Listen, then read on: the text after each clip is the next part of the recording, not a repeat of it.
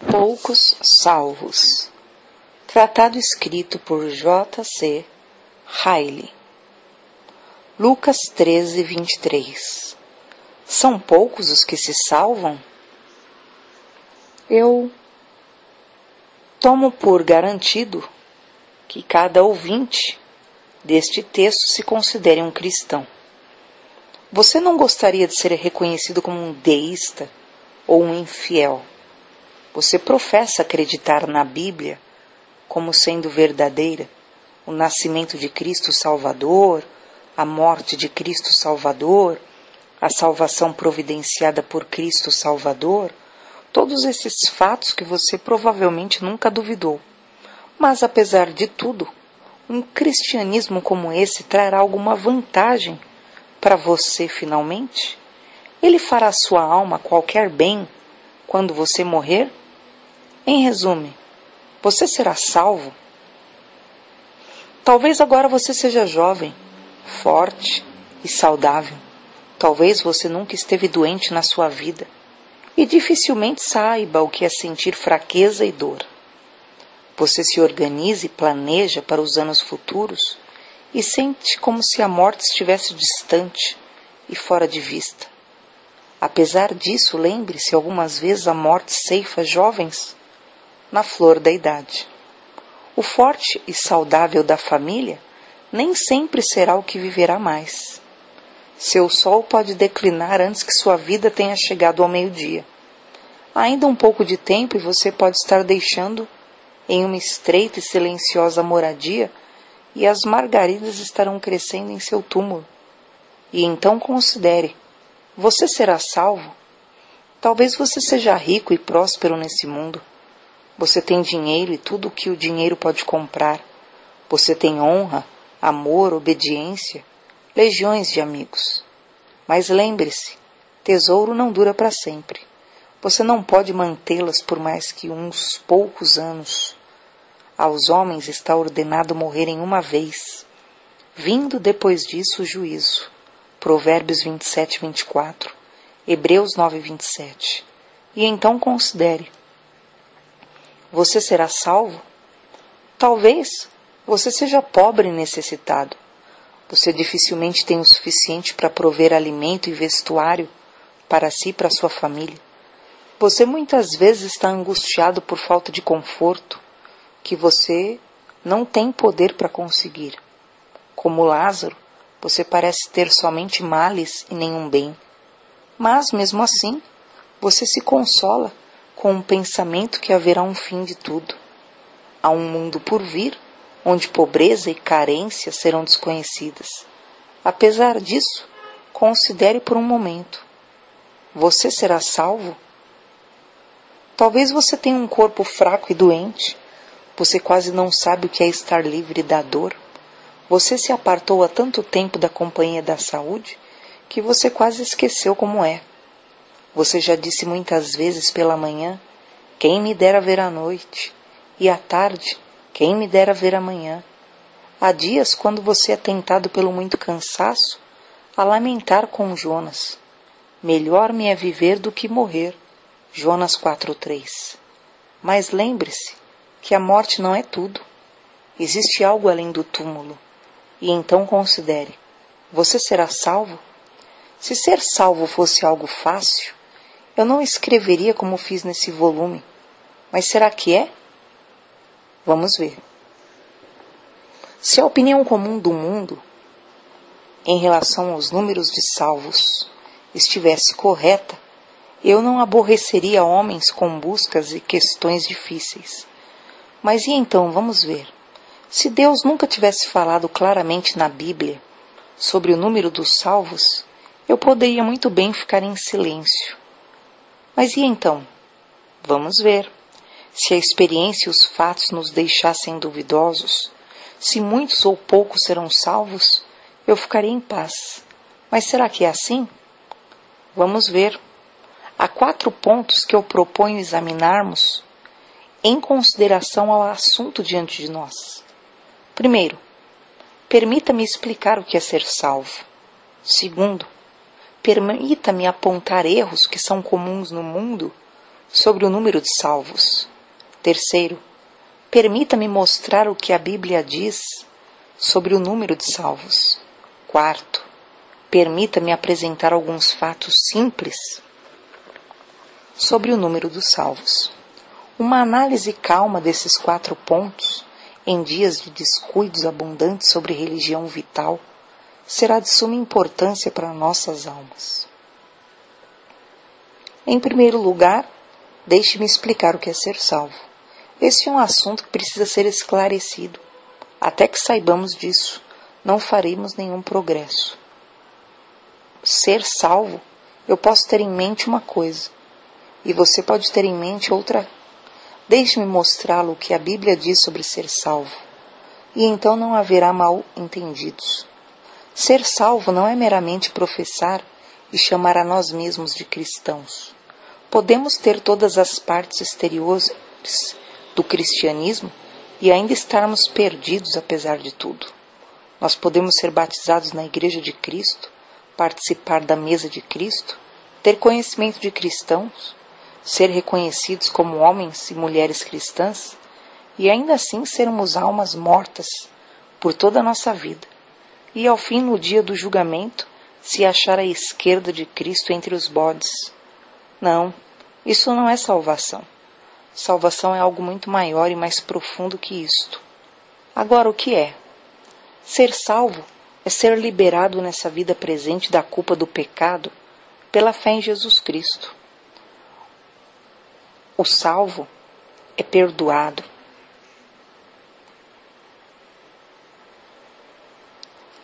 É purificado, justificado e livre de cada acusação do pecado, pela fé no sangue de Jesus e em sua mediação. Todo aquele que com seu coração crê no Senhor Jesus Cristo é uma alma salva. Ele não perecerá. Ele tem a vida eterna. Essa é a primeira parte da salvação. É a origem de todo o resto. Mas isso não é tudo. Ser salvo é ser liberado nessa vida presente do poder do pecado pelo novo nascimento e santificado pelo Espírito de Cristo. É ser livre do domínio abominável do pecado do mundo e do diabo, tendo uma nova natureza introduzida em nós pelo Espírito Santo. Todo aquele que é dessa maneira renovado no espírito de sua mente e convertido é uma alma salva. Ele não perecerá.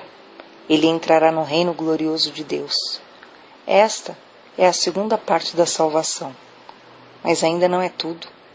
Ser salvo é ser liberado no dia do julgamento de todas as terríveis consequências do pecado.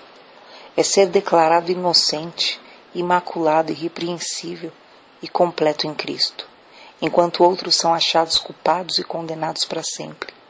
É ouvir aquelas palavras confortantes, vinde benditos, enquanto outros ouvem aquelas palavras atemorizantes, apartai-vos de mim, malditos. Mateus 25, 34-41. É ser aceito e confessado por Cristo como um de seus filhos e servos queridos, enquanto outros são rejeitados e lançados fora para sempre. É ser declarado livre da parte do iníquo, do bicho que nunca morre, do fogo que nunca se apaga, do choro, do gemido e do ranger de dentes que nunca tem fim. É receber a recompensa preparada para os justos no dia da segunda vinda de Cristo, o corpo glorioso, o reino incorruptível, a incorruptível coroa da glória e alegria eterna. Esta é a salvação completa. Esta é a redenção que os verdadeiros cristãos são encorajados a olhar e desejar. Lucas 21, 28.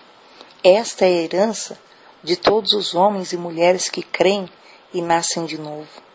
Pela fé, eles já são salvos. Aos olhos de Deus, sua salvação final é uma coisa absolutamente certa. Seus nomes estão no livro da vida. Suas mansões nos céus já estão preparadas. Mas ainda há uma parte da redenção e da salvação que eles não alcançarão enquanto estiverem no corpo. Eles são salvos da culpa e poder do pecado, mas não da necessidade de vigiar e orar. Eles são salvos do medo e amor do mundo, mas não da necessidade diária de lutar. Eles são salvos da servidão do diabo, mas não são salvos de serem atormentados por suas tentações. Porém, quando Cristo vier, a salvação dos crentes estará completa. Eles já a possuem no broto, eles a verão então na flor. Salvação é isto, é ser salvo da culpa, poder e consequências do pecado. É crer e ser santificado hoje, e ser salvo da ira de Deus no último dia. O salvo, que tem a primeira parte na vida presente, terá sem dúvida a segunda parte na vida por vir. Ambas as partes serão unidas. O que Deus juntou, nenhum homem tente dividir. Que ninguém sonhe que será salvo no fim, se primeiro não nascer de novo. Que ninguém duvide se nasceu de novo aqui, que certamente será salvo no mundo por vir. Que nunca seja esquecido que o objetivo principal de um ministro do Evangelho é promover a salvação das almas. Eu afirmo isso como um fato certo, que é um ministro verdadeiro quem sente isso. Não falo de mandamento de homens. Tudo pode estar sendo feito corretamente e de acordo com as regras. Ele pode usar um casaco preto e ser chamado de reverendo, mas se a salvação das almas não é o grande interesse, a paixão dominante, o pensamento cativante de seu coração, ele não é um verdadeiro ministro do Evangelho. Ele é um assalariado e não um pastor. Congregações podem tê-lo chamado, mas ele não é chamado pelo Espírito Santo. Bispos podem tê-lo ordenado, mas não Cristo. Para qual propósito os homens supõem que os ministros são enviados à frente? É meramente para usar um sobrepeliz e ler as cerimônias e pregar um certo número de sermões? É meramente para administrar os sacramentos e oficiar em casamentos e funerais? É meramente para ter uma vida confortável e estar em uma profissão respeitável? Não, sem dúvida. Nós somos enviados avante para outros fins que esses.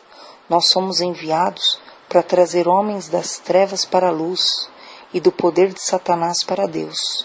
Nós somos enviados para convencer homens a fugir da ira vindoura. Nós somos enviados para atrair homens do serviço do mundo para o serviço de Deus, para despertar os que dormem, para alertar o desatento e, por todos os meios, chegar a salvar alguns. É o que diz 1 Coríntios 9:22. Não pense que tudo acaba quando estabelecemos cerimônias regulares e persuadimos as pessoas a assisti-las. Não pense que tudo acaba quando congregações cheias estão reunidas e a mesa do Senhor está repleta e a escola bíblica está lotada. Nós queremos ver a obra manifesta do Espírito entre o povo, um senso evidente de pecado, uma fé vigorosa em Cristo, uma resoluta mudança de coração, uma separação nítida do mundo, uma andar santo com Deus. Em resumo, nós queremos ver almas salvas, e nós somos tolos e impostores, cegos condutores de cegos, se descansamos satisfeitos com qualquer coisa, menos isso. Afinal, o grande objetivo da fé cristã é ser salvo. Esta é a grande questão que temos que assentar em nossas consciências. O assunto para nossa consideração não é se vamos à igreja ou à capela, se nos aprofundarmos em certos costumes e cerimônias, se observamos certos dias e executamos um certo número de deveres religiosos. O importante é se depois de tudo nós seremos salvos. Sem isso, todos os atos religiosos são desgastantes e o labor é em vão. Nunca nos contentemos com algo menos do que uma religião salvífica. Seguramente estar satisfeito com uma religião que não dá nenhuma paz na vida, nenhuma esperança na morte, nenhuma glória no mundo que virá, é estupidez infantil. Segundo, deixe-me em segundo lugar apontar os erros que são comuns no mundo sobre os números de salvos. Eu não preciso ir longe demais para encontrar provas sobre este assunto. Eu irei falar de coisas que cada homem pode ver com seus próprios olhos e ouvir com seus próprios ouvidos. Eu tentarei mostrar que há uma ilusão abundante externa sobre esse assunto e que esta completa ilusão é um dos maiores perigos a que nossas almas estão expostas. O que então os homens geralmente pensam sobre o estado espiritual dos outros enquanto estão vivos? O que eles pensam das almas de seus parentes e amigos e vizinhos e conhecidos? Vejamos então como essa questão pode ser respondida. Eles sabem que todos ao seu redor irão morrer e serão julgados. Eles sabem que possuem alma para serem perdidas ou salvas. E como ao que tudo indica, eles consideram que provavelmente será o seu fim. Eles acham que aqueles ao seu redor estão em perigo do inferno. Não há nada em qualquer um que mostre que eles pensem assim. Eles comem e bebem juntos, eles riem, falam e andam e trabalham juntos. Eles raramente falam um ao outro sobre Deus e a eternidade, sobre céu e inferno. Eu pergunto a qualquer um que conhece o mundo, como diante de Deus: não é assim que ocorre? Eles irão admitir que alguém é ímpio e profano? Nunca. Dificilmente. Não importa qual seja seu estilo de vida. Ele pode ser indiferente à Bíblia. Ele pode ser totalmente sem evidência da verdadeira fé. Não importa. Seus amigos frequentemente dirão que ele pode não ser tão religioso como alguns, mas que no fundo ele tem um bom coração e que não é um homem mau. Eu pergunto a qualquer um que conhece o mundo como diante de Deus: não é assim? E o que tudo isso prova? Prova que os homens se gabam, dizendo que não há grande dificuldade para chegar ao céu. Prova claramente que os homens são da opinião que muitas pessoas serão salvas e que os homens geralmente pensam sobre o estado espiritual dos outros depois de mortos. Vejamos então como essa questão pode ser respondida. Os homens concordam, se não disserem o contrário, que todos morrem, irão para um lugar de felicidade ou de miséria. E para qual desses dois lugares eles parecem achar que grande parte das pessoas vão quando eles deixam esse mundo? Eu afirmo sem medo de contradição que há um infeliz costume de falar bem da condição de todos que se despedem dessa vida. Aparentemente pouco importa como um homem se comportou enquanto viveu. Ele pode não ter dado nenhum sinal de arrependimento ou fé em Cristo. Ele pode ter sido ignorante sobre o plano de salvação exposto no Evangelho. Ele pode não ter mostrado qualquer evidência de conversão ou santificação. Ele pode ter vivido e morrido como uma criatura sem uma alma. Ainda assim, tão logo esse homem morra, as pessoas ousarão dizer que ele é agora provavelmente mais feliz do que ele foi nessa vida. Eles dirão complacentemente que esperam que ele tenha ido para um lugar melhor.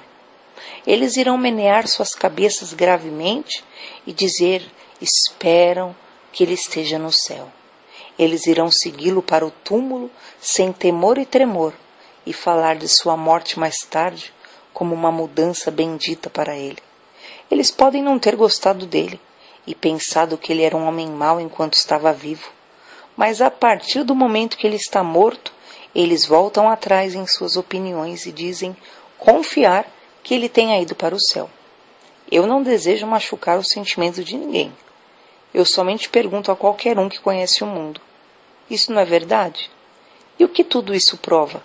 Isso apenas fornece mais uma terrível prova que os homens estão determinados a acreditar que é um negócio fácil chegar ao céu.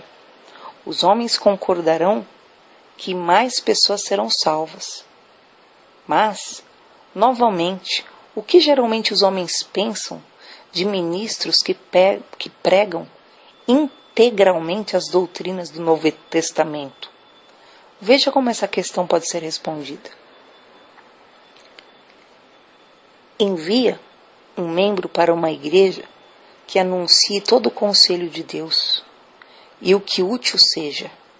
Deixem-o que seja aquele que claramente proclame a justificação pela fé, a regeneração pelo Espírito e santidade da vida. Deixem-no que seja aquele que trace a linha de forma nítida entre os convertidos e os não convertidos, e dê tanto aos pecadores quanto aos santos a sua porção. Deixem-no que frequentemente apresente pelo Novo Testamento uma franca e irreplicável descrição do verdadeiro caráter cristão. Deixem-no que mostre que aqueles que não possuem esse caráter não devem ter nenhuma esperança razoável de ser salvo. Deixem-no que constantemente grave essa descrição na consciência de seus ouvintes e exorte-os repetidamente que cada alma que morre sem aquele caráter está perdida. Deixem-no que faça isso, hábil eternamente. E depois de tudo, qual será o resultado? O resultado será que enquanto alguns poucos se arrependem e são salvos, a grande maioria dos seus ouvintes não receberá nem crerá na sua doutrina. Eles podem não se opor a esse pastor publicamente, podem até mesmo estimá-lo e respeitá-lo como um homem sério, sincero, bondoso, que tem boas intenções, mas não irão além disso. Ele pode mostrá-los as palavras expressas por Cristo e seus apóstolos. Pode citar texto após texto e passagem após passagem, mas será em vão. A grande maioria de seus ouvintes o achará tão rígido e tão fechado e tão particular. Eles dirão entre si que o mundo não é tão mau como o ministro parece pensar, e que as pessoas não podem ser tão boas como o ministro quer que sejam, e que depois de tudo, eles esperam estar todos certos no fim. Eu apelo a qualquer ministro do Evangelho que tenha passado qualquer tempo no ministério, se eu não estou declarando a verdade. Essas coisas não são assim? E o que isso prova? Simplesmente produz mais uma prova que os homens geralmente estão decididos a pensar que a salvação não é um negócio muito difícil, que depois de tudo, mais pessoas serão salvas. Agora, que razão sólida eles podem nos mostrar para essas opiniões em comum? Em que escritura eles baseiam essa noção que a salvação é um negócio fácil e que mais pessoas serão salvas?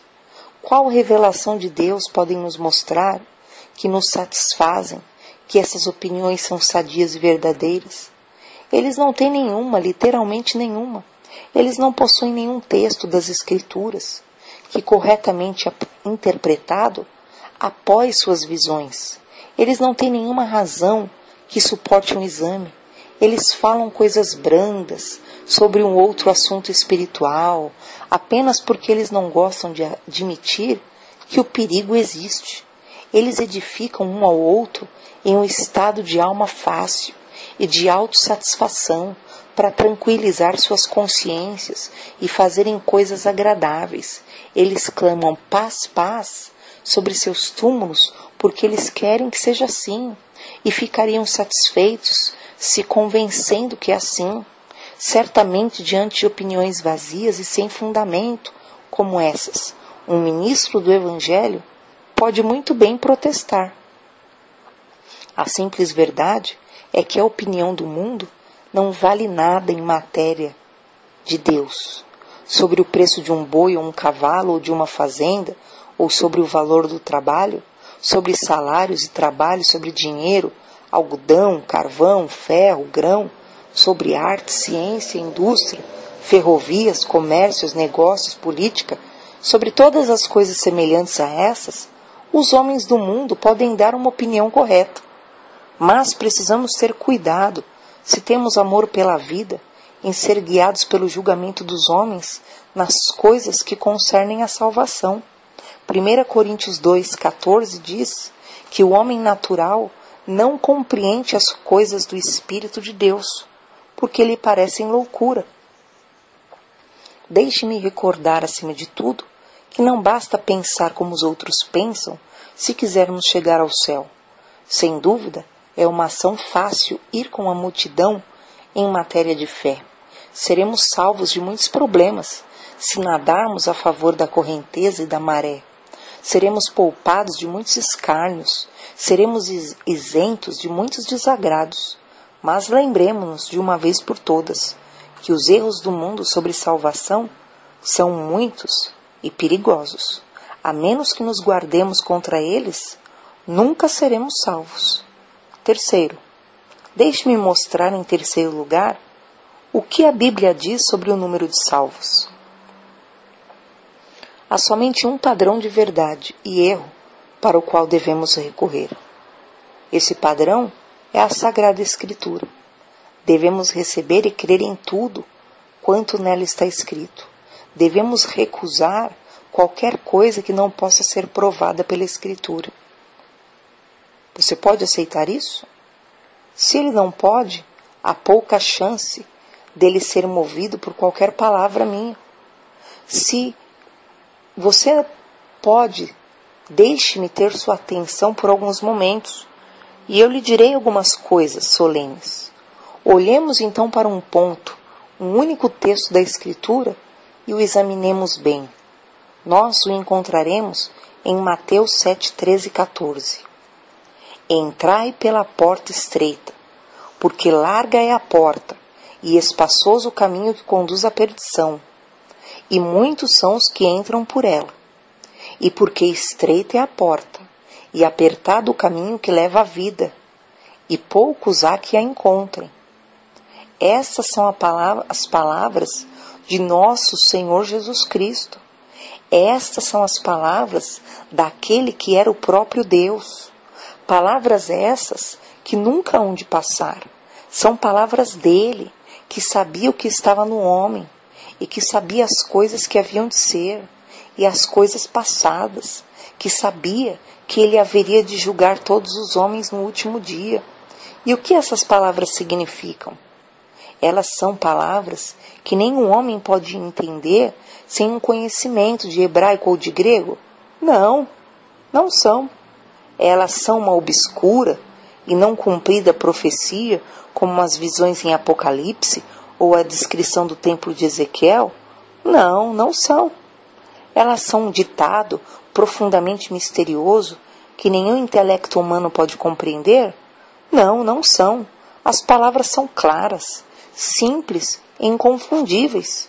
Pergunte a qualquer trabalhador que saiba ler, e ele lhe dirá desse modo.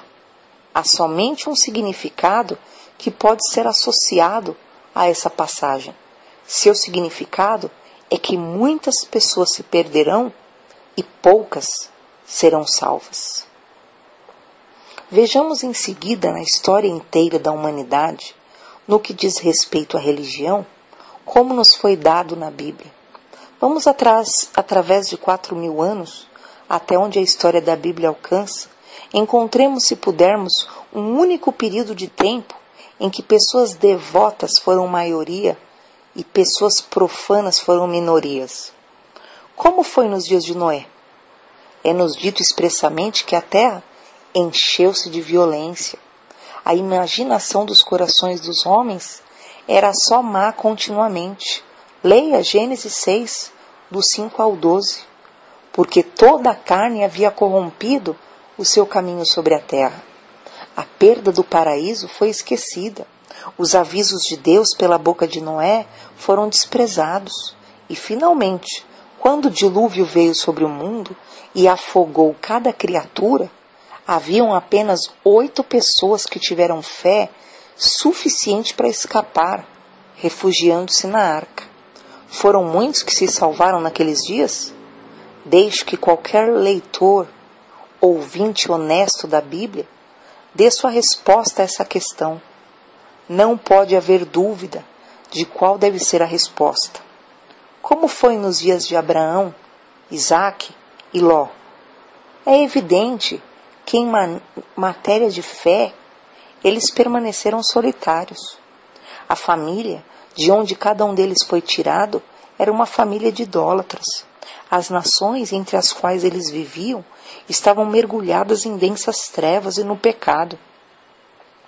Quando Sodoma e Gomorra foram queimadas, não havia 5 justos para serem encontrados nas 4 cidades da planície.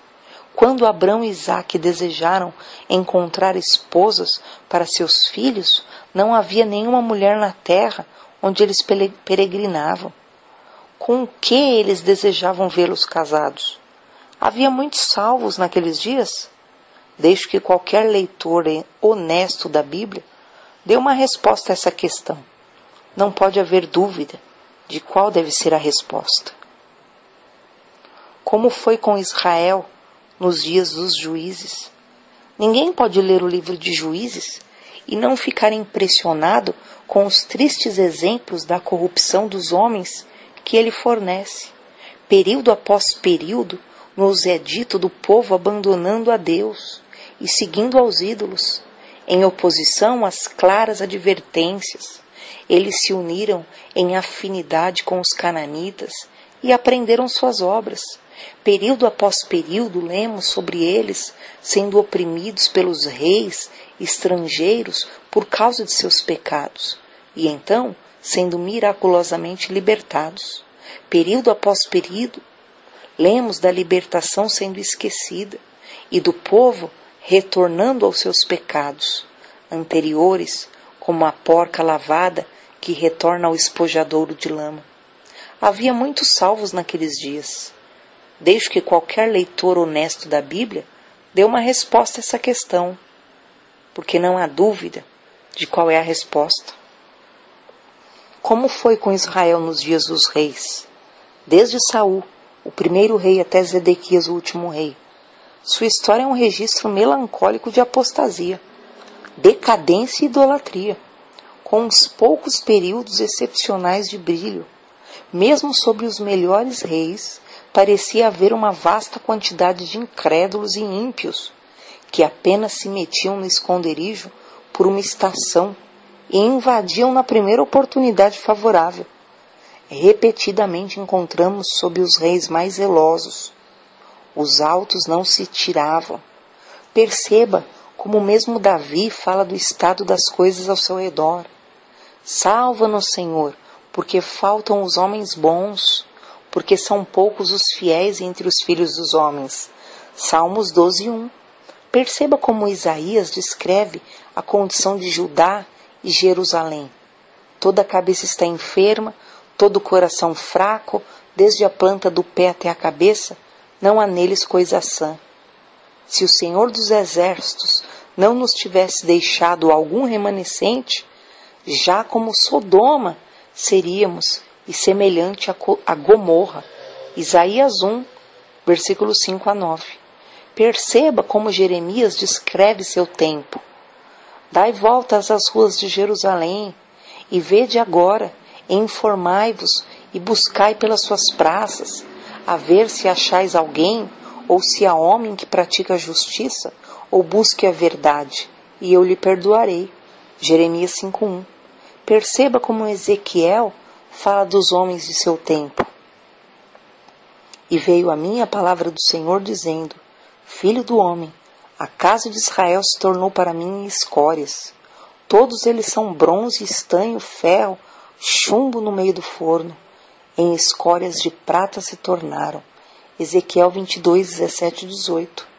Perceba o que ele diz no 16º mês e 23º capítulo da profecia sobre os reinos de Judá e Israel.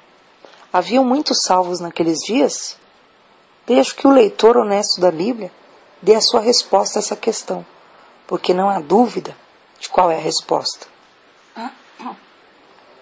Como foi com os judeus quando o nosso Senhor Jesus Cristo estava na terra? As palavras de João são o melhor registro do estado espiritual deles. João 1:11. Veio para o que era seu e os seus não o receberam. Ele viveu como nenhum nascido de mulher tinha vivido antes. Uma inculpável, inocente e santa vida. Andou fazendo o bem, Atos 10:38.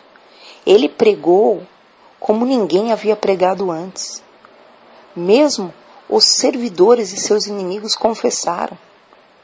João 7:46. Nunca homem algum falou assim como este homem. Jesus fez milagres para confirmar seu ministério, que à primeira vista podemos imaginar que teria convencido o mais endurecido. Mas não obstante tudo isso, a grande maioria dos judeus recusaram-se a crer nele. Seguiram nosso Senhor em todas as suas viagens pela Palestina e você sempre encontrará a mesma história. Seguiram-no dentro da cidade, seguiram-no pelo deserto, seguiram-no por Cafarnaum e Nazaré, seguiram-no por Jerusalém, seguiram-no entre escribas e fariseus, seguiram-no entre saduceus e herodianos. Por todo lugar você chegará ao mesmo resultado. Eles ficaram impressionados, calaram-se, eles ficaram atônitos, maravilharam-se, mas muitos poucos tornaram-se seus discípulos. A grande parcela da nação não queria receber a sua doutrina e coroaram toda a sua iniquidade, levando-o à morte. Havia muitos salvos naqueles dias? Desde que qualquer leitor honesto da Bíblia dê uma resposta a essa questão. Não pode haver dúvida de qual é a resposta. Como foi com o mundo nos dias dos apóstolos? Se houve um período quando a verdadeira religião floresceu, foi aquele. Nunca o Espírito Santo foi invocado ao aprisco de Cristo por tantas almas no mesmo período de tempo. Nunca houve tantas conversões devido à pregação do Evangelho do que quando Paulo e seus companheiros trabalhadores foram os pregadores. Mesmo assim, fica claro em Atos dos Apóstolos que em toda parte se falava contra o verdadeiro cristianismo. Atos 28, 22. É evidente que em cada cidade, mesmo na própria Jerusalém, verdadeiros cristãos eram uma pequena minoria. Nós lemos dos perigos de todos os tipos que apóstolos tinham de enfrentar. Não apenas perigos de fora, mas perigos de dentro. Não apenas perigo dos gentios, mas perigos entre falsos irmãos. Dificilmente lemos de uma única cidade visitada por Paulo, onde ele não estava em perigo de sofrer violência ou perseguição aberta. Nós vemos simplesmente, em algumas de suas epístolas, que as igrejas professantes eram corpos misturados, nas quais haviam muitos membros podres. Encontramos Paulo contando aos filipenses uma parte árdua de sua experiência. Olha o que ele diz, Filipenses 3, 18, 19. Porque muitos há, dos quais muitas vezes vos disse, e agora também digo chorando, que são inimigos da cruz de Cristo, cujo fim é a perdição, cujo Deus é o ventre, e cuja glória é para a confusão deles, que só pensam nas coisas terrenas. Haviam muitos salvos naqueles dias? Deixo que qualquer leitor honesto da Bíblia dê uma resposta a essa questão, pois não há dúvida de qual é a resposta. Eu peço aos que me ouvem, de mente honesta e sem preconceito, para pesar bem as lições da Bíblia que eu tenho simplesmente apresentado. Certamente elas são importantes e solenes e merecem séria atenção. Não deixe que ninguém se esquive da força delas, dizendo que a Bíblia somente conta a história dos judeus. Não pense, para confortar a si mesmo, dizendo que talvez os judeus foram mais ímpios do que outras nações. E muitas pessoas provavelmente foram salvas nas outras nações, apesar de poucos serem salvos entre os judeus. Você esquece que esse argumento depõe contra você. Você esquece que os judeus tinham luz e privilégios, que os gentios não tinham. E com todos os seus pecados e faltas, foram provavelmente a mais santa e a mais ética nação sobre a terra. Com relação ao estado moral das pessoas entre os assírios, egípcios, gregos e romanos, é terrível pensar como deve ter sido. Mas devemos estar certos de que se haviam muitos pecadores entre os judeus, o número era bem maior entre os gentios. Se poucos foram salvos no madeiro verde, ai de mim, quão poucos devem ter sido salvos no seco. A suma desse assunto é: a Bíblia e os homens desse mundo falam de maneira bem diferente sobre os números de salvos. De acordo com a Bíblia, poucos serão salvos. De acordo com os homens do mundo, muitos. De acordo com os homens do mundo, poucos estão indo para o inferno. De acordo com a Bíblia, poucos estão indo para o céu. De acordo com os homens do mundo, a salvação é um negócio fácil. De acordo com a Bíblia, o caminho é apertado e a porta é estreita. De acordo com os homens do mundo, poucos estarão buscando admissão para entrar no céu quando for tarde demais. De acordo com a Bíblia, muitos estarão nesta triste condição e lamentarão em vão: Senhor, Senhor, abre-nos. A Bíblia nunca esteve errada antes. As mais inacreditáveis e improváveis profecias sobre Tiro, Egito, Babilônia e Nínive têm todas se cumprido à letra. E como em outros assuntos, assim será sobre o número de salvos. A Bíblia provará estar completamente certa e os homens do mundo completamente errados. Quarto, deixe-me mostrar em último lugar alguns fatos simples sobre o número de salvos. Eu peço uma atenção especial para essa parte do assunto. Eu bem sei que as pessoas enganam-se a si mesmas, dizendo que o mundo é bem melhor e mais desenvolvido que era 1800 anos atrás. Nós temos igrejas, escolas e livros.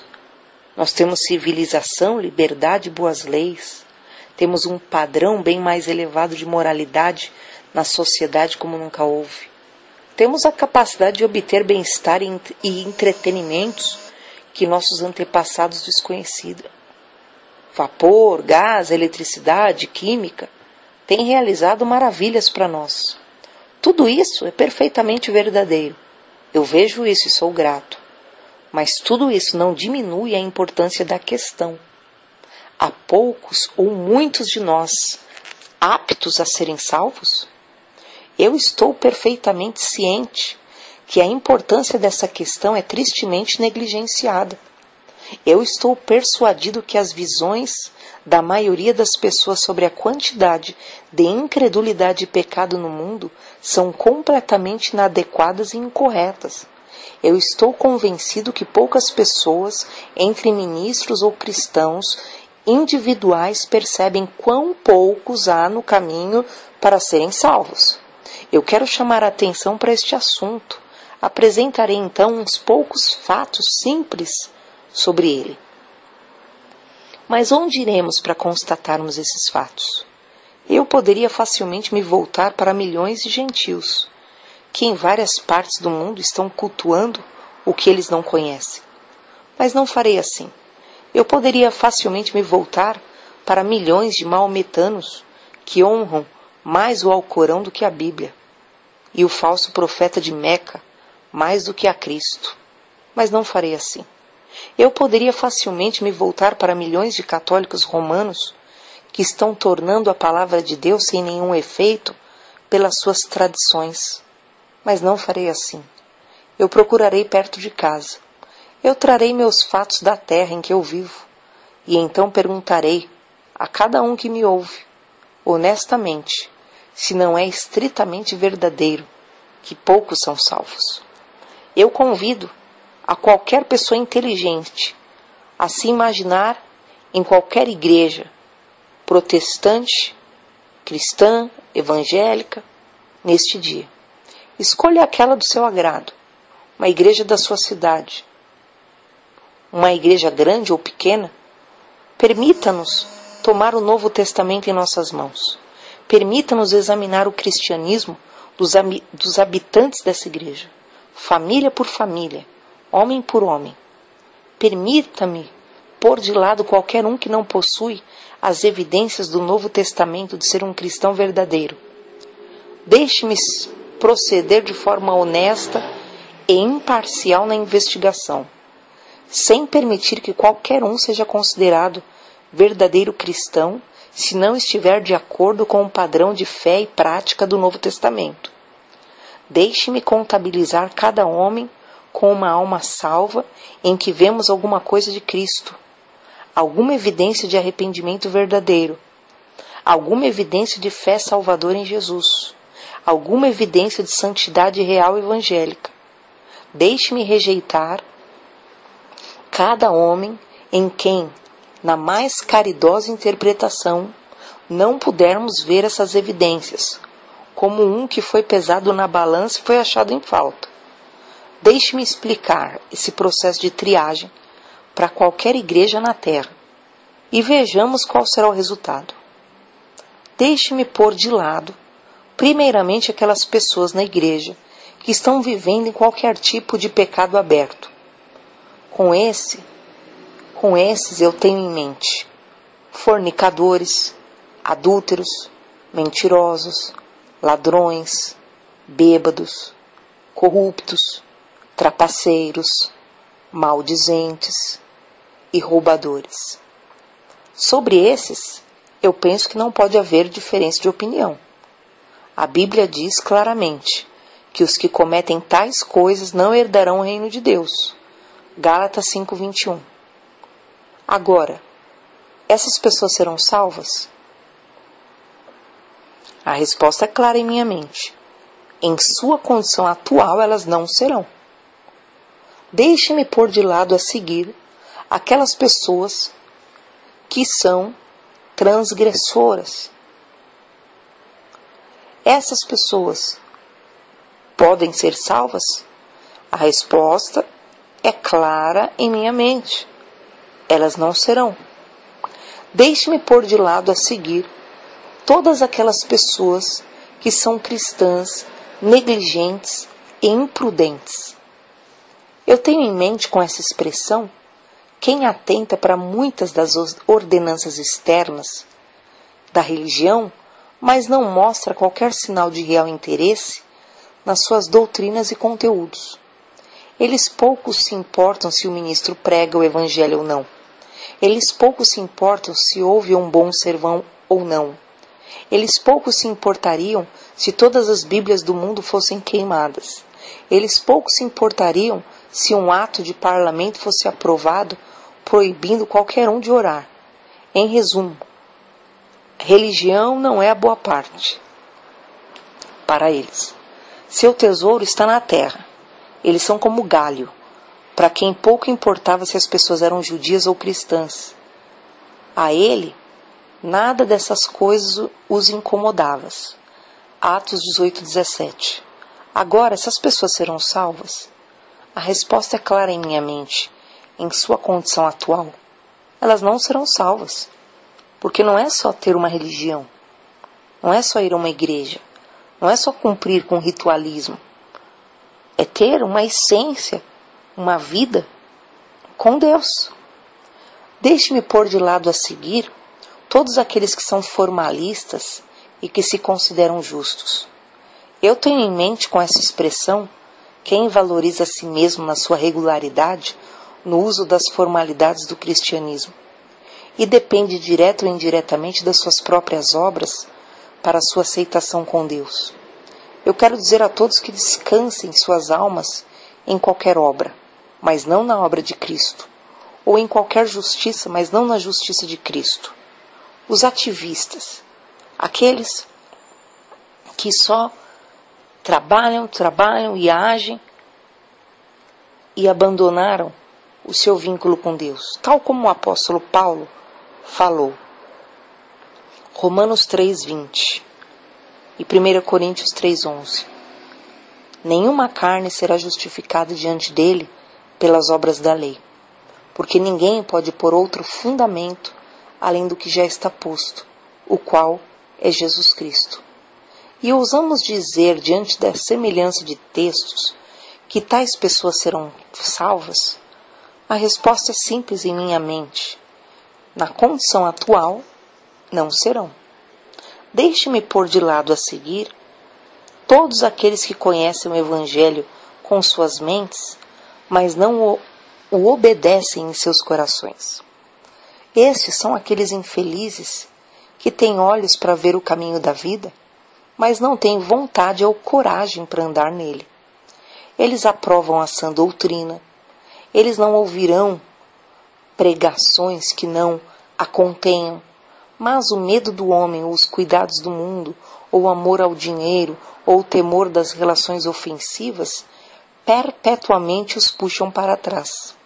Eles não podem se revelar ousadamente e tomar a cruz e confessar a Cristo diante dos homens.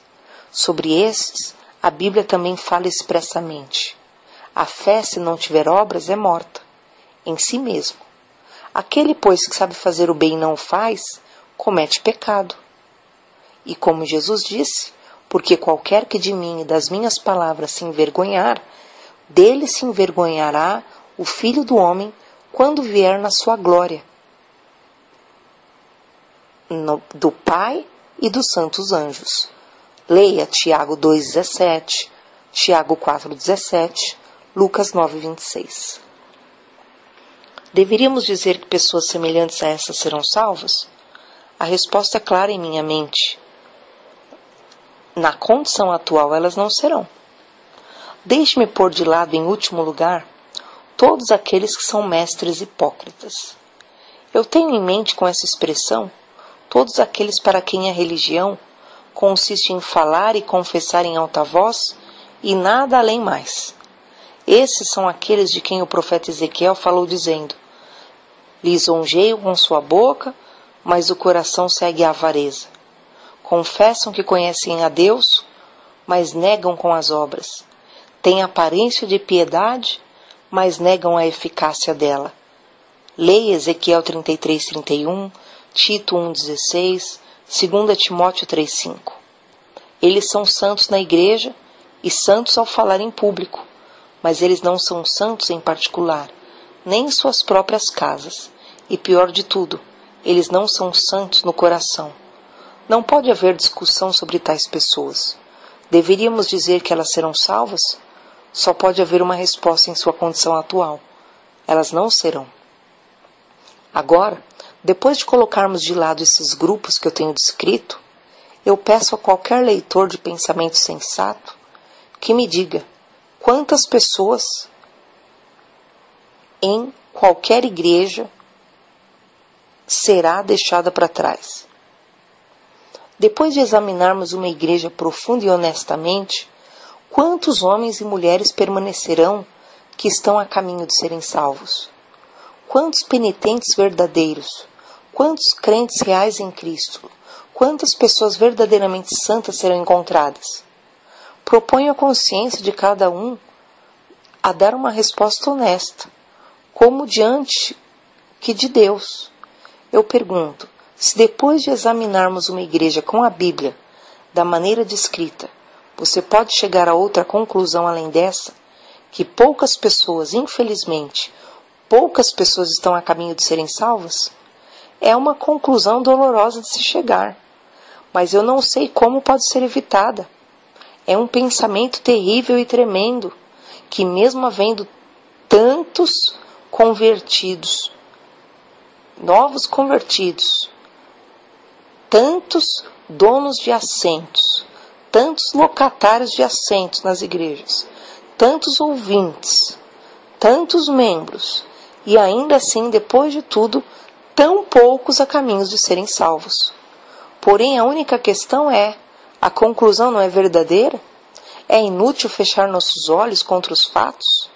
É inútil pretender não ver o que está ao nosso redor? As declarações da Bíblia, os fatos do mundo em que vivemos, nos levarão à mesma conclusão. Muitos estão se perdendo e poucos sendo salvos. Eu bem sei que muitos não acreditam no que eu estou dizendo, porque eles pensam que há uma imensa quantidade de arrependimento no leito de morte.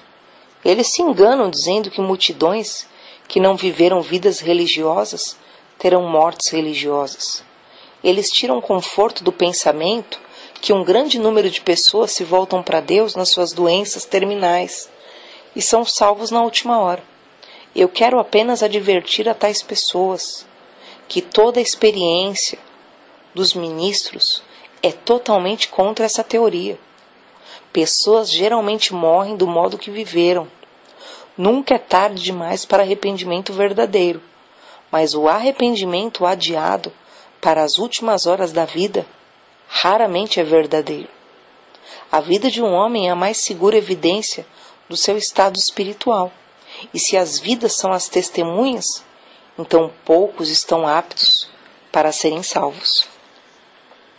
Eu bem sei que muitos não acreditam no que estou dizendo, porque acham que contradiz a misericórdia de Deus. Eles residem no amor aos pecadores que o Evangelho revela. Eles apontam para as ofertas da absolvição e perdão que são abundantes na Bíblia. Eles nos perguntam se sustentaremos em face de tudo isso, que somente poucas pessoas serão salvas.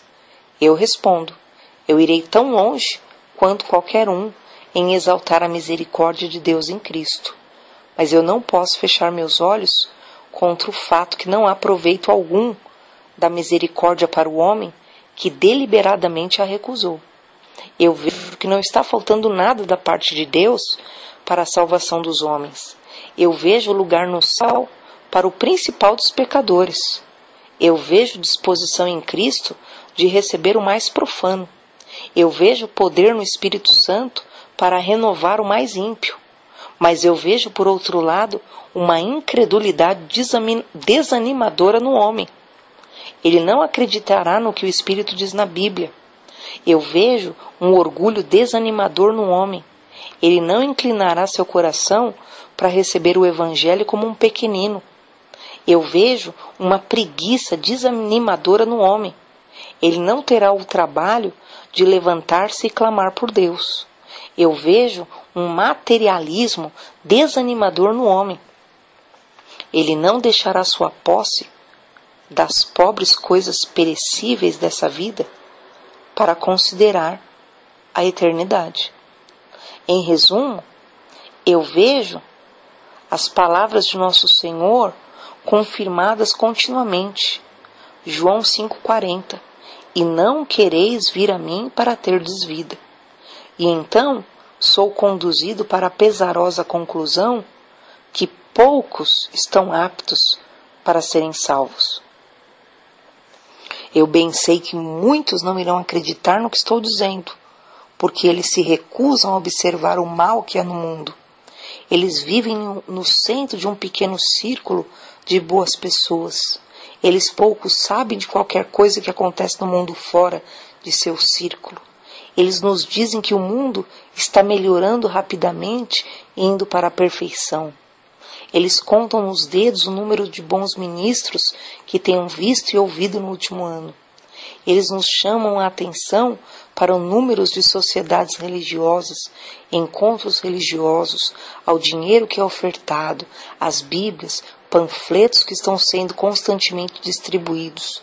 Eles nos perguntam como ousamos dizer seriamente, diante de tudo isso, que poucos estão a caminho de serem salvos.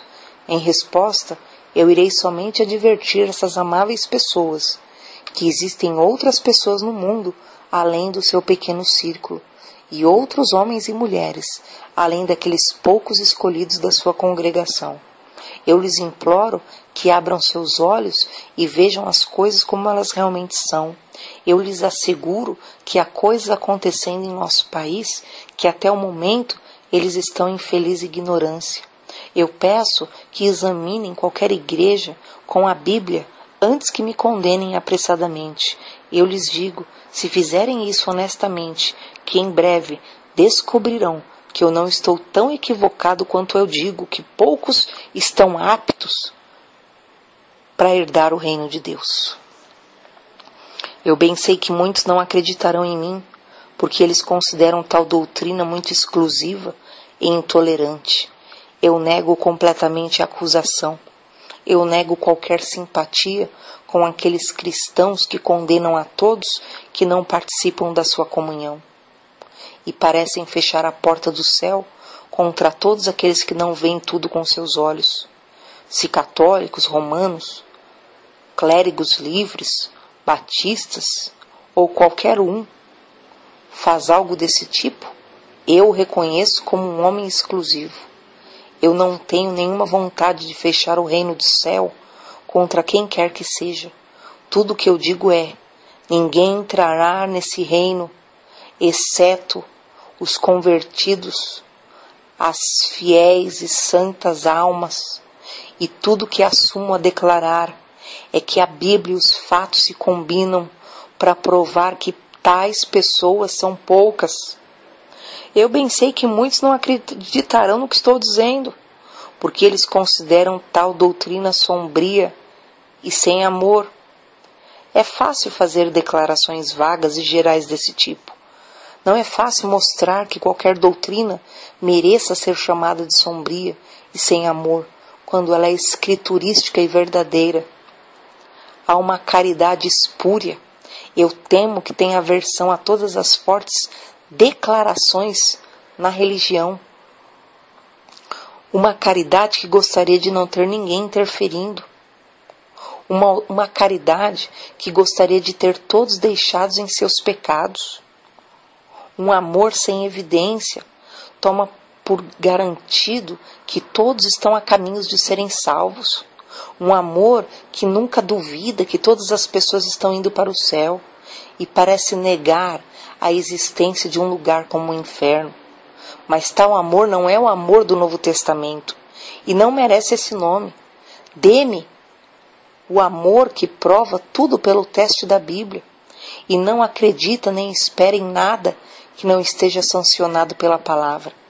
Dê-me o amor que Paulo descreve em Coríntios, 1 Coríntios 13, o amor que não é cego, nem surdo, nem estúpido, mas tem olhos para ver e bom senso para discernir entre aquele que teme a Deus e aquele que não o teme.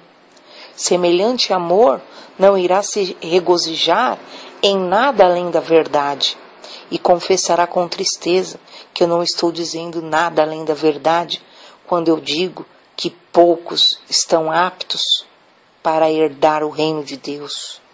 Poucos estão aptos para serem salvos. Eu bem sei que muitos não acreditarão em mim, porque eles acham presunçoso ter qualquer opinião sobre o número de salvos. Mas essas pessoas ousarão nos dizer que a Bíblia não falou claramente quanto ao caráter das almas salvas? Elas ousarão nos dizer que há outro padrão de verdade exceto a Bíblia? Seguramente não pode haver presunção em confirmar aquilo que está de acordo com a Bíblia. Eu lhes digo francamente que a acusação de presunção não bate à minha porta. Eu afirmo que é verdadeiramente presunçoso o homem que, quando a Bíblia tem dito algo, clara e inequivocadamente, recusa-se a aceitá-la. Este, sim, é presunçoso. Eu sei, por fim, que muitos não acreditarão em mim, porque eles consideram minha afirmação extravagante e injustificada. Eles a encaram como uma porção de fanatismo indigna da atenção de um homem racional. Eles enxergam os ministros que fazem essas declarações como pessoas débeis mentais e carentes de bom senso. Eu consigo suportar tais atribuições impassíveis. Eu somente peço aos que as fazem para me mostrarem alguma prova clara que estão certos e eu errado. Deixo que me mostrem, se puderem, qualquer um que provavelmente esteja indo para o céu, que não tenha um coração renovado, que não seja um crente em Jesus Cristo, que não tenha uma mente espiritual e não seja um homem santo. Deixo que me mostrem, se puderem, que as pessoas com essa descrição são muitas, comparadas às que não são. Deixem-nos, em uma palavra, indicar qualquer lugar na terra onde a grande maioria das pessoas não são profanas e as verdadeiramente devotas não são um pequeno rebanho. Deixem que façam isto e eu admitirei que eles estão certos em não acreditar no que eu disse. Até que façam isso, eu preciso manter a triste conclusão que provavelmente poucas pessoas estão aptas para serem salvas. E agora, só nos resta fazer uma aplicação prática do tema deste artigo. Eu tenho exposto da forma mais clara possível o caráter das pessoas salvas. Eu tenho mostrado as ilusões dolorosas do mundo quanto ao número de salvos. Eu tenho apresentado a evidência da Bíblia neste assunto. Eu tenho extraído do mundo ao nosso redor fatos simples em confirmação às declarações que tenho feito. Que o Senhor permita que todas essas solenes verdades não tenham sido demonstradas em vão. Estou inteiramente ciente que tenho dito muitas coisas que tendem a causar ofensa. Eu sei disso. Deve ser assim. O ponto de que ele trata é bem mais sério e introspectivo por outro lado do que ofensivo para alguns. Mas eu tenho há bastante tempo profunda convicção que esse assunto tem sido tristemente negligenciado e que poucas coisas tão pequenas são realizadas quanto ao número comparativo de perdidos e salvos. Tudo que eu tenho escrito porque eu acredito firmemente ser a verdade de Deus. Tudo que eu tenho dito não como um inimigo, mas como um amante das almas. Você não contaria como um inimigo quem lhe dá um remédio amargo para salvar sua vida. Você não contaria como um inimigo quem lhe sacudisse rudemente durante seu sono quando sua casa está em chamas. Certamente, você não me contaria como um inimigo, porque eu digo fortes verdades para benefício de sua alma. Eu apelo como um amigo para cada homem ou mulher em cujas mãos esse conteúdo tenha chegado. Tenha paciência comigo, por mais um pouco, enquanto eu digo umas últimas palavras para enfatizar o assunto inteiro na sua consciência. São poucos os salvos? Então, você seria um dos poucos? Que você visse que a salvação é algo essencial. Saúdes, riquezas e títulos não são coisas especiais. Um homem pode ganhar acesso ao céu sem tê-las.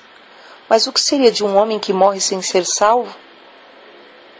Que você visse que precisa ter a salvação agora nessa vida e tomasse posse de sua própria alma. Que você visse que ser salvo ou não ser salvo é a grande questão da fé. Alta igreja ou baixa igreja, clérigos, cristãos, protestantes, evangélicos, essas questões são todas insignificantes em comparação. O que um homem precisa em ordem para chegar ao céu é um interesse pessoal real na salvação em Cristo. Certamente, se você não é salvo, seria melhor nunca ter nascido. São poucos salvos? Então, se você ainda não é um dos poucos, esforce-se para ser um sem demora. Eu não sei quem nem o que você é, mas eu afirmo ousadamente: venha a Cristo e você será salvo. A porta que conduz à vida pode ser estreita, mas ela foi ampla o suficiente para admitir Manassés, Saulo e por que não você? O caminho que conduz à vida pode ser apertado, mas ele está marcado pelos passos de milhares de pecadores como você. Todos têm encontrado nele um bom caminho. Todos têm perseverado e chegado em segurança ao lar no final. Jesus Cristo convida você. A promessa do Evangelho encoraja você. Esforce-se para entrar sem demora pela porta estreita. São poucos os salvos? Então, se você está duvidoso se é um dos poucos, esforce-se para ter certeza imediatamente e não tenha mais dúvidas. Tente por todos os meios verificar seu próprio estado espiritual. Não fique contente com crenças e esperanças vagas. Não se baseie em sentimentos calorosos e desejosos temporários além de Deus. Empenhe-se em fazer sua chamada e eleição certas. Me permita dizer que se você está contente em viver inseguro sobre salvação, você vive a vida mais insana do mundo. As chamas do inferno estão diante de você e você está incerto se sua alma está segura. Esse mundo em breve precisa ser deixado e você está inseguro se tem uma mansão preparada para recebê-lo no mundo por vir ou a escuridão. O julgamento em breve será executado e você está inseguro se tem um advogado para pleitear sua causa. A eternidade em breve começará. E você está incerto se está preparado para encontrar-se com Deus. Sente-se nesse dia. Estude o assunto da salvação. Não dê descanso a Deus até que a incerteza tenha desaparecido e que você tenha conseguido uma esperança razoável de que você é salvo. São poucos os que são salvos? Então, se você é um dos poucos, seja grato, escolhido e chamado por Deus, enquanto milhares em sua volta estão arruinados na incredulidade, vendo o reino de Deus, enquanto multidões à sua volta estão completamente cegas, salvo deste mundo mau, enquanto muitos estão dominados pelo seu amor e temor, instruído a reconhecer o pecado e a Deus e a Cristo, enquanto inúmeros, aparentemente tão bons quanto você, vivem em ignorância e trevas. Você tem motivo para cada dia bendizer e louvar a Deus. De onde você veio, este senso de pecado que você agora experimenta? De onde você veio, este amor a Cristo, esse desejo de santidade, esta fome de justiça, esse deleite na palavra? Não foi a graça gratuita que fez isso? Enquanto muitos ainda não sabem nada sobre isso, ou têm sido ceifados em seus pecados, você realmente deve bendizer a Deus. Certamente, George Whitefield disse em um hino: por que a mim, Senhor? Por que tu escolhestes a mim? São poucos os que são salvos? Então, se você é um dos poucos, não se admire se você se encontrar muitas vezes sozinho em sua posição. Eu me atrevo a acreditar que você está algumas vezes quase induzido a uma paralisação pela corrupção e maldade que você vê no mundo ao redor. Você vê falsas doutrinas em abundância, você vê incredulidade e impiedade de todo tipo.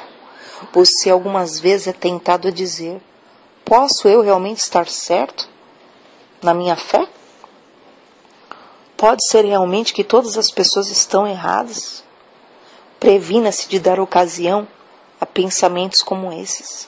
Lembre-se, você está apenas tendo uma prova real da verdade das palavras de seu mestre. Não pense que seu propósito está sendo derrotado. Não pense que sua obra não avançará pelo mundo. Ele ainda está preparando um povo para seu louvor. Ele ainda está levantando testemunhas para si, aqui e lá, e em todo o mundo. Os salvos ainda serão achados em uma multidão a qual ninguém pode contar. Quando todos estiverem juntos, reunidos finalmente, Apocalipse 7:9, a terra será cheia do conhecimento do Senhor. Todas as nações o servirão, todos os reis ainda se deleitarão em honrá-lo, mas a noite ainda não passou. O dia do domínio do Senhor ainda está por vir. Enquanto isso tudo está continuando como ele previu, 1800 anos atrás. Muitos estão se perdendo, poucos estão sendo salvos. São poucos salvos? Então, se você é um dos poucos, não se intimide em ter muita fé. Assente em sua mente que você terá como objetivo um mais alto grau de santidade, discernimento espiritual e consagração a Deus. E que você não ficará contente com qualquer grau menor de santificação. Decida que pela graça de Deus você fará o cristianismo bonito aos olhos do mundo. Lembre-se que as crianças do mundo têm poucos padrões da verdadeira fé diante delas. Esforce-se até que seja real em fazer com que aqueles poucos padrões recomendem o serviço de seu mestre. Que cada cristão se lembrasse que está posto como um farol no meio de um mundo tenebroso.